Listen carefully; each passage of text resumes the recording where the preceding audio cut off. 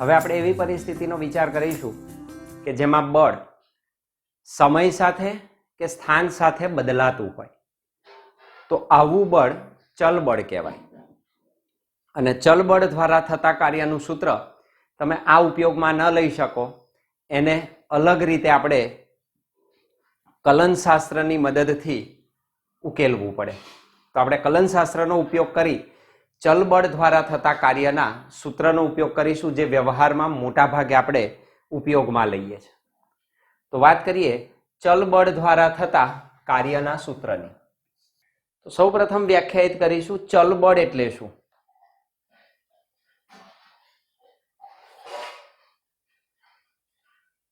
ચલ બળ કોને કહેવાય? ચલ બળ નામ જ કે છે ચલ, ચલિત થતું, બદલાતું. This is called variable force. It is variable force. ચલ બળ.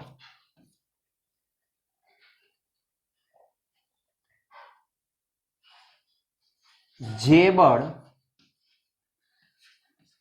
સમય સાથે કે સ્થાન સાથે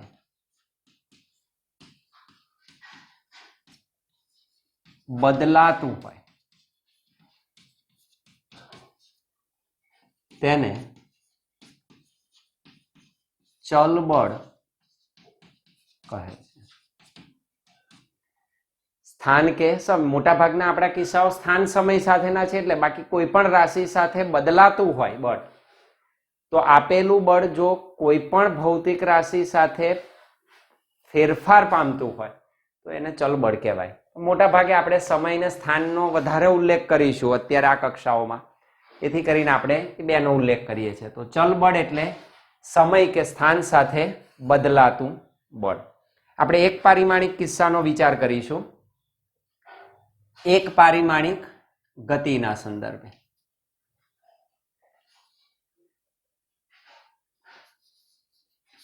એક પારિમાણિક કિસ્સો, એક પારિમાણિક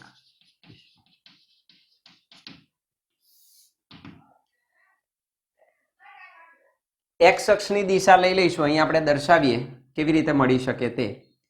ધારો કે આપેલું બળ આ એક્સ અક્ષની દિશા લઈ લીધી, બરાબર. સ્થાન એક્સ અક્ષની દિશામાં આપણે લઈએ છીએ, એક્સ સ્થાન એક્સ અક્ષની દિશામાં લઈએ.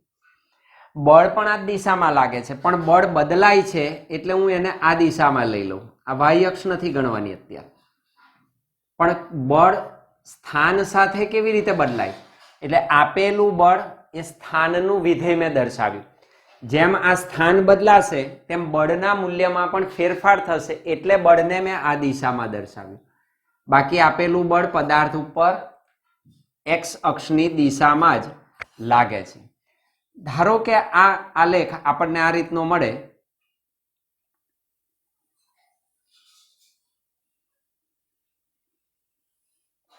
આ રીતનો આલેખ આપણને મળે છે.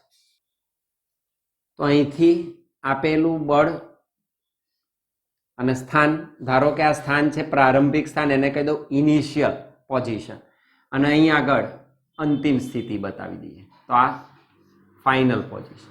એ દરમિયાન તમે જુઓ તો આ બિંદુ પાસે બળ આટલું જ, આ બિંદુ પાસે બળ આટલું, સ્થાન પણ બદલાયું. અહીં હોય તો સ્થાન અહીં છે, બરાબર, તો બળ આટલું છે. અહીં હોય તો સ્થાન અહીં છે, બળ આટલું છે. તો જેમ જેમ સ્થાન બદલાય છે તેમ બળ શું થાય છે? બદલાય છે.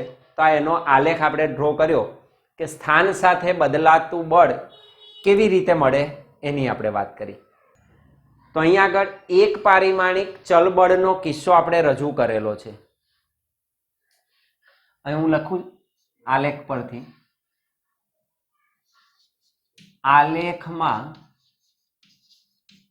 આજે આપેલો આલેખ છે તે એક પારિમાણિક ચલ બળનો કિસ્સો દર્શાવે છે. આલેખમાં ધારો કે એક પારિમાણિક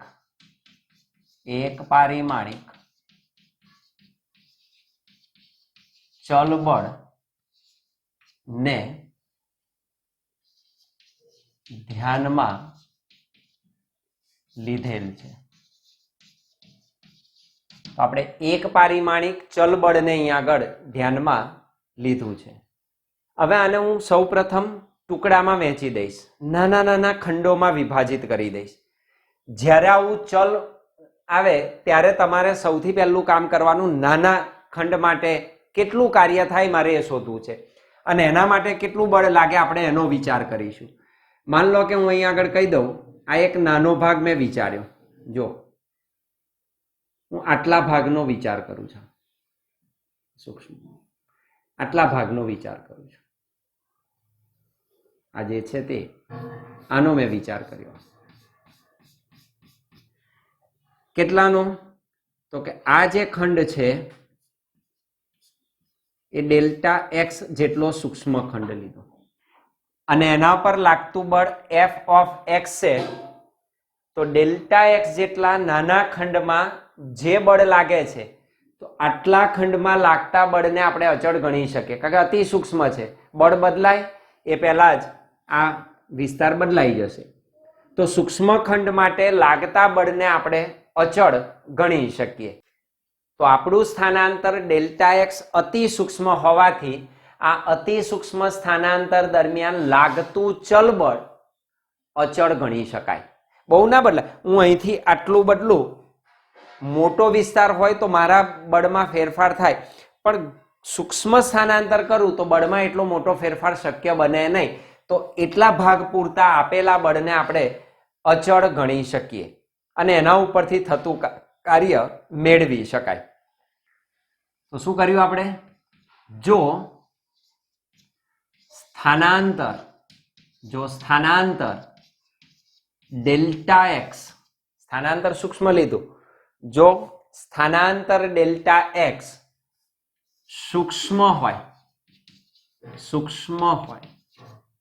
તો આટલા સૂક્ષ્મ સ્થાનાંતર માટે જે લાગતું બળ છે આટલા વિસ્તારમાં, તો આ વિસ્તારમાં જે બળ આ લાગે છે એને તમે લગભગ અચળ ગણી શકો. જો સ્થાનાંતર ડેલ્ટા એક્સ સૂક્ષ્મ હોય તો બળ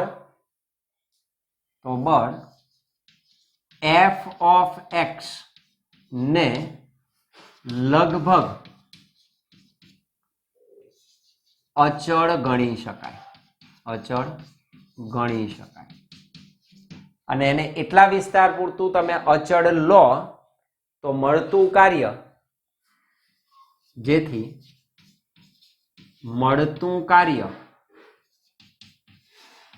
તો આટલા વિસ્તાર પૂરતું કાર્ય કેવું હોય? સૂક્ષ્મ હોય. તો એ સૂક્ષ્મ કાર્ય એને કહી દઉં delta W is equal two, હવે આપણે એક પારિમાણિક કિસ્સો લીધો, યાદ રાખજો. ફરી કહું છું, જે દિશામાં સ્થાનાંતર છે એક્સ દિશામાં, બળ એ જ દિશામાં લાગે છે. અહીં બળ કેમ આ દિશામાં બતાવ્યું? તો સ્થાનાંતર સાથે બળ કેવી રીતે બદલાય છે એ દર્શાવવા માટે બળ અહીં લીધું છે. આ વાય અક્ષ નથી, તો બળને આપણે એક્સ દિશામાં જ લાગુ પાડેલું છે. બંને એક જ દિશામાં છે તો કાર્ય એટલે બળ ગુણ્યા સ્થાનાંતર, જો બંને એક જ દિશામાં હોય તો આ સ્થિતિમાં લાગતું બળ એફ ઓફ એક્સ, જેને આપણે અચળ ગણી લીધું, અને થતું સૂક્ષ્મ સ્થાનાંતર ડેલ્ટા એક્સ છે. તો મળતું સૂક્ષ્મ કાર્ય ડેલ્ટા ડબલ્યુ બરાબર F of x delta x જેટલું મળે. That is number 1. આવા અનેક સૂક્ષ્મ વિભાગો તમે અહીંયા આગળ વિભાજિત કરી શકો. ધારો કે હું અહીંયા આગળ દર્શાવી દઉં, નાના નાના સૂક્ષ્મ ખંડો તમે અહીં રજૂ કરી શકો. નાના નાના સ્ટેપ તમને અહીંયા આગળ મળી શકે, એના માટેના કાર્યો તમે શોધી શકો. તો આને શું કરી દઈએ? સૂક્ષ્મ ખંડોમાં આપણે શું કરી દઈએ છીએ? એને વિભાજિત કરી દઈએ છીએ. તો આ સૂક્ષ્મ ખંડોમાં એને વિભાજિત કરતા.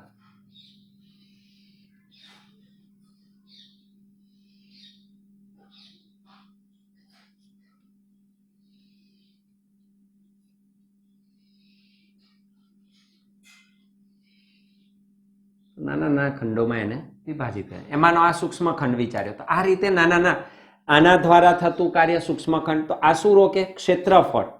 આ શું મળશે મને? આટલું ક્ષેત્રફળ. લંબાઈ ગુણ્યા પહોળાઈ, આ લંબાઈ થઈ ને આટલી પહોળાઈ થઈ, તો લંબાઈ ગુણ્યા પહોળાઈ મને શું આપે? ક્ષેત્રફળ આપે. તો આ દરેક દ્વારા મળતું કાર્ય શોધી શકાય. Delta W1, delta W2, delta Wn બધાનો કાર્ય અદિશ રાશિ છે, તો સાદો સરવાળો તમે કરી શકો તો પરિણામી મને કુલ કાર્ય પ્રાપ્ત થાય. તો અહીંયા આગળ જે ક્ષેત્રફળ મળે, આ જે વિભાગ છે, માન લો કે એનું ક્ષેત્રફળ શું થાય, તો સૂક્ષ્મ ક્ષેત્રફળ મળે, ધેટ ઇઝ ડેલ્ટા એ બરાબર શું, લંબાઈ ગુણ્યા પહોળાઈ. આ લંબાઈ થઈ ગઈ. લંબાઈ કેટલી છે, f of x, અને પહોળાઈ કેટલી છે, ડેલ્ટા x. આ બંનેનો ગુણાકાર મને શું આપશે, ક્ષેત્રફળ. તો દરેક લંબચોરસના ક્ષેત્રફળ શોધવાના છે, ને ક્ષેત્રફળ એટલે એનું કાર્ય થયું. આલેખમાં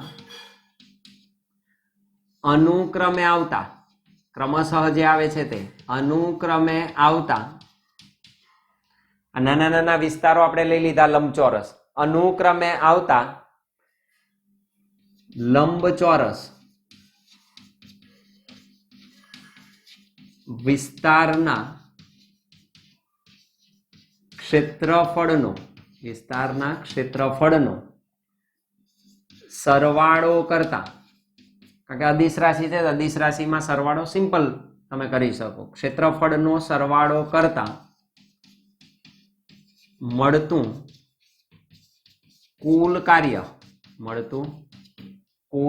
ટોટલ કાર્ય કેટલું થાય, તો બધાનો તમારે અદિશ સરવાળો કરવો પડે.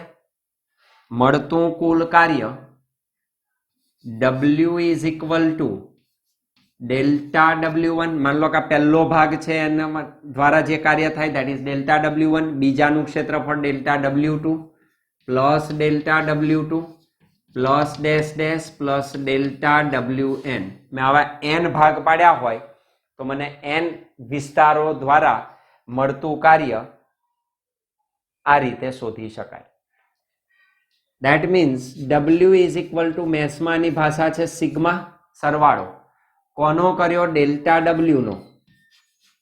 ક્યાંથી ક્યાં સુધી કર્યો, initial to final position. xi થી મેં શરૂ કર્યું અને xf સુધીના n ભાગોનો સરવાળો કરી શકાય. તો W બરાબર sigma xi to xf delta W. Now what is delta W? તો કે fx delta x. That means W is equal to sigma xi to xf f of x into delta x. That is number 2. તો આખું કુલ કાર્ય મને આટલું મળે. સરવાળો ક્યાંથી ક્યાં લીધો આપણે, જ્યાં સરવાળો, સિગ્મા એટલે સરવાળો, જ્યાં સરવાળો પ્રારંભિક સ્થિતિ xi ઇનિશિયલ પોઝિશન થી અંતિમ સ્થિતિ xf સુધીનો લેતા. તો સરવાળો પ્રારંભિક સ્થિતિથી અંતિમ સ્થિતિ સુધીનો આપણે સ્વીકારેલ છે. હવે આપણે શું કરીશું, હજુ આ જે ખંડ છે એને હજુ હું સૂક્ષ્મ બનાવી દઉં, હજુ નાના કરી દઉં. એટલે કે જે સૂક્ષ્મ સ્થાનાંતર છે એને અતિ સૂક્ષ્મ બનાવો.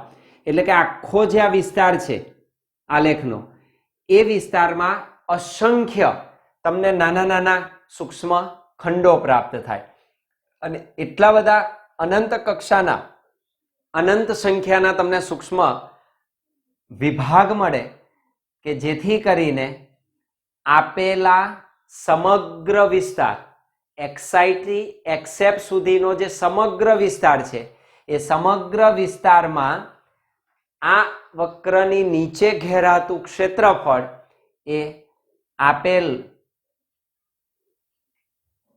વિસ્તારનું ચોક્કસ મૂલ્યનું કાર્ય રજૂ કરે. તો એ ચોક્કસ મૂલ્ય જેટલું કાર્ય આપણને મળી શકે, જેને આપણે કહેતા હતા લક્ષ્ય. તો આપણું હવે લક્ષ્ય શું છે, ડેલ્ટા એક્સ ને અતિ સૂક્ષ્મ બનાવવું. હજુ આને અતિ સૂક્ષ્મ કરો.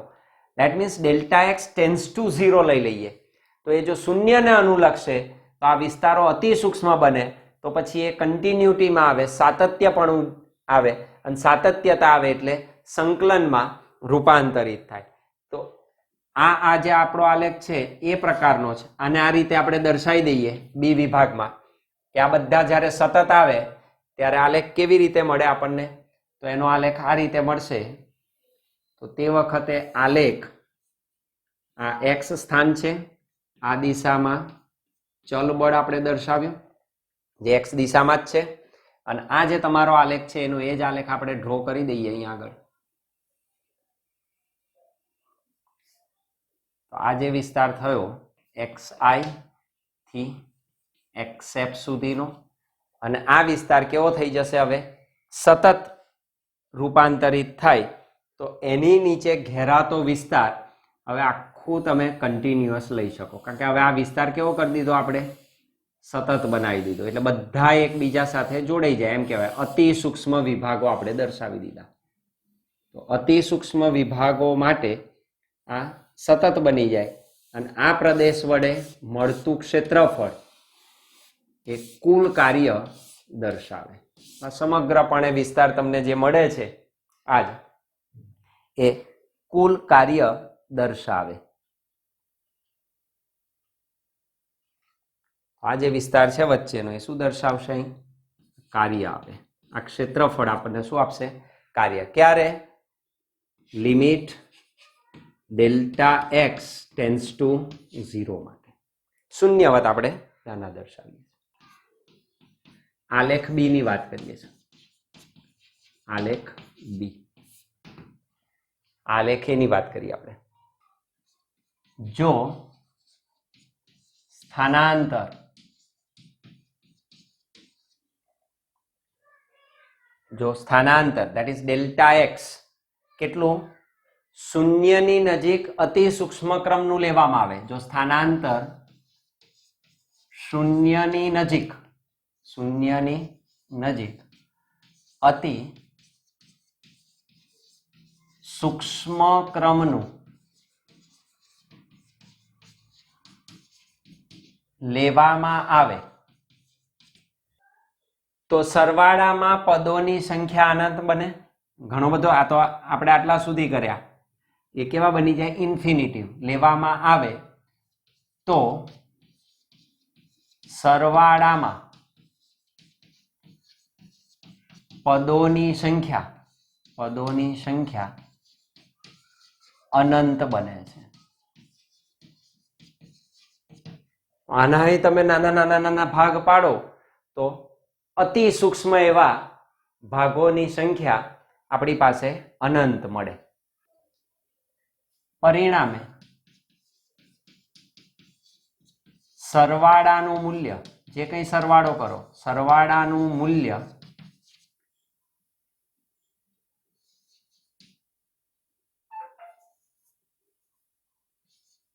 વક્રની નીચે ઘેરાતા ક્ષેત્રફળના ચોક્કસ મૂલ્ય જેટલું મળે છે. તો એના ચોક્કસ મૂલ્ય જેટલું આપણને પ્રાપ્ત થાય. અર્થાત આ જે છે એને અતિ સૂક્ષ્મ બનાવો તો કાર્ય શું મળે? તો કે કાર્ય બરાબર લિમિટ, લક્ષ આવ્યું, શૂન્યવત નાનું કરવાનું સ્થાનાંતરને અતિ સૂક્ષ્મ બનાવ્યું, શૂન્યવત નાનું. Limit delta x tends to 0 sigma xi to xf f of x into delta x. This is equal to આ f of x ને સૂક્ષ્મ સ્થાનાંતર માટે આપણે અચળ ગણેલું છે. તો અચળ, આ કિંમત અચળ છે એટલે ચલિત નથી, ભલે x પર આધારિત છે અત્યારે, પણ એને આપણે ચલિત ગણેલી. હવે લક્ષ સાથે જ્યારે સિગ્મા આવે ત્યારે સંકલનમાં રૂપાંતરિત થાય. આ પણ આપણે શીખ્યા છીએ કે જ્યારે લિમિટ લો અને જોડે સિગ્મા સરવાળો આવે તો આખું પદ શામાં ફેરવાય? સંકલનમાં.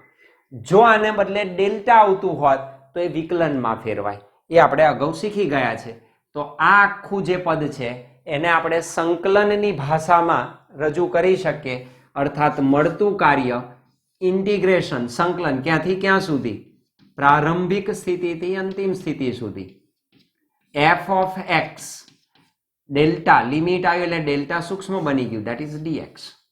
તો ડબલ્યુ બરાબર integration xi to xf f of x dx જેટલું મળે. તો આ ચલ બળ દ્વારા એક પારિમાણિક કાર્યનું સૂત્ર દર્શાવે. સમીકરણ 3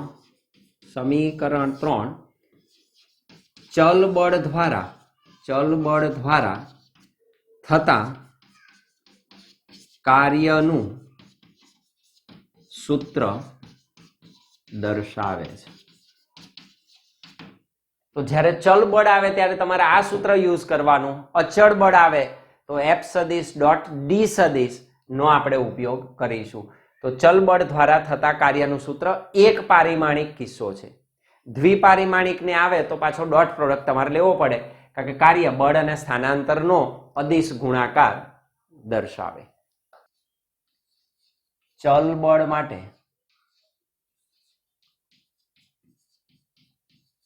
કાર્ય ઊર્જા પ્રમેય સમજાવો.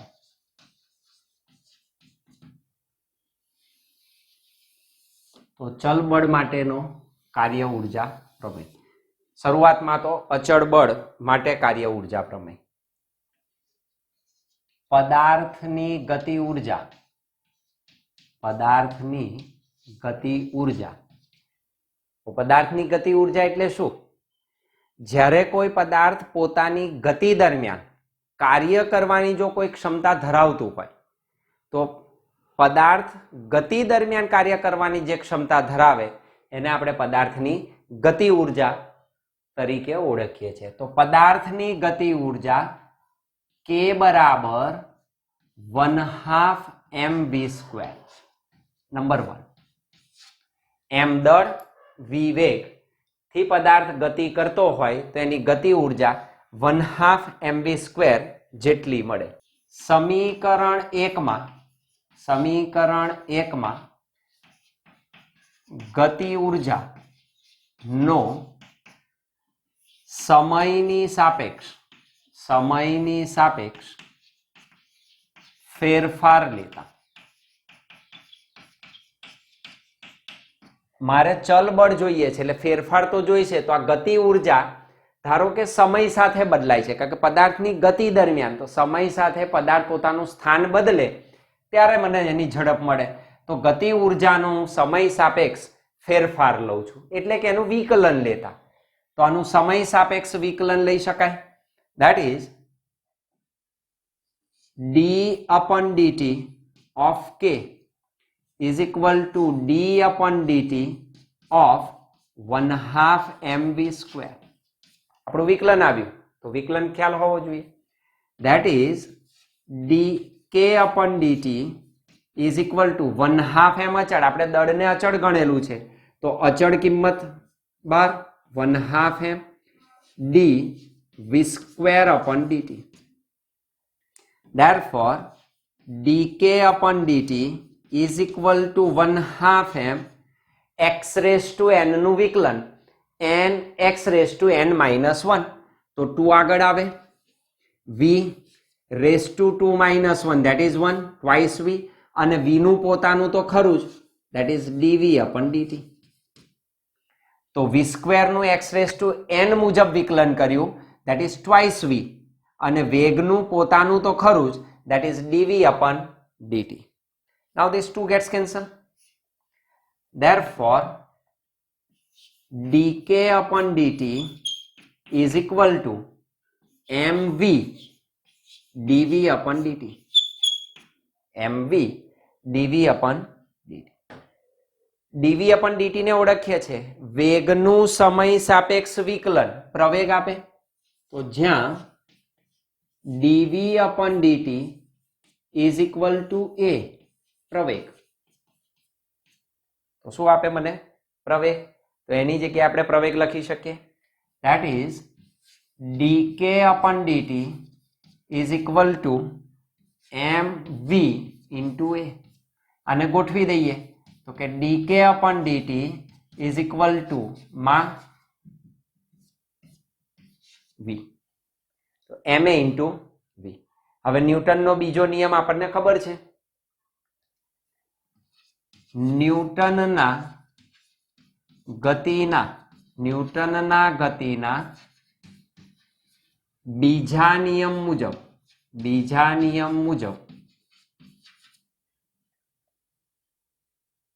F is equal to ma. F is equal to ma. તો ma ની જગ્યાએ આપણે મૂકીશું F. અને અત્યારે જે બળ છે સ્થાન આધારિત છે, સ્થાન બદલાતા બળ બદલાય એટલે ચલ બળ છે, તો આ બળ ચલ બળ તરીકે આપણે લઈશું. That is dk upon dt is equal to ma ની જગ્યાએ મૂકીશું F into v. આ dt ને આ તરફ લઈ જાઓ તો આને હું આ દિશામાં લઈ જાઉં તો dk is equal to f v dt.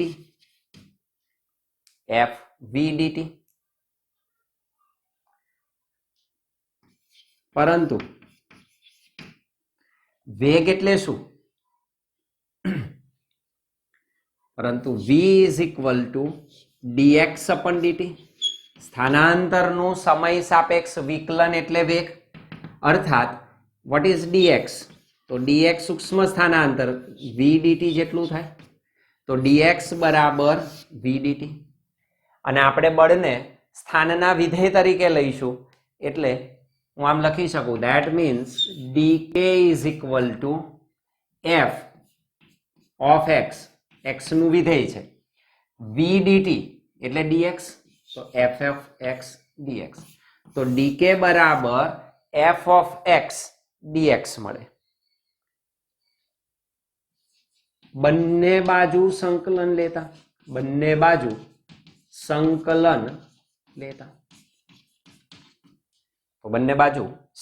લેતા integration dk is equal to integration f of x dx. Initial kinetic energy to final kinetic energy, initial position to final position, ki to kf, પ્રારંભિક ગતિ ઉર્જાથી અંતિમ ગતિ ઉર્જા, પ્રારંભિક સ્થાનથી અંતિમ સ્થાન. 1d બંને બાજુ સંકલન લેતા, સંકલન લઈ લીધું. હવે સંકલન લઈએ તો હમણાં જોયું xi to xf f of x dx ચલ બળ દ્વારા થતું કાર્ય છે. તો આ પદ જે છે આ પદ શું દર્શાવે? ચલ બળ દ્વારા થતું કાર્ય. હમણાં જ આપણે શીખી ગયા એક પરિમાણમાં ચલ બળ દ્વારા થતું કાર્ય, તો that is w. that means 1dk નું સંકલન થશે k પોતે ક્યાંથી ક્યાં સુધી, ki to kf સુધી. this is equal to w. આને આપણે ઉપયોગ કરી લીધો w તરીકે. પહેલા upper limit kf minus lower limit ki, તો kf minus ki is equal to w. ફેરફાર કોનો છે? ગતિ ઉર્જાનો ફેરફાર. આ શું છે? ગતિ ઉર્જાનો ફેરફાર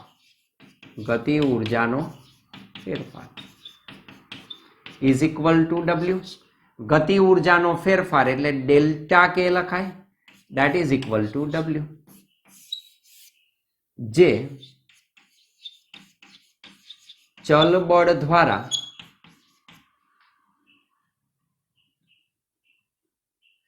ચલ બળ માટે કાર્ય ઉર્જા પ્રમેયને રજૂ કરે છે. તો આ પદ ચલ બળ માટે કાર્ય ઉર્જા પ્રમેયને રજૂ કરે છે.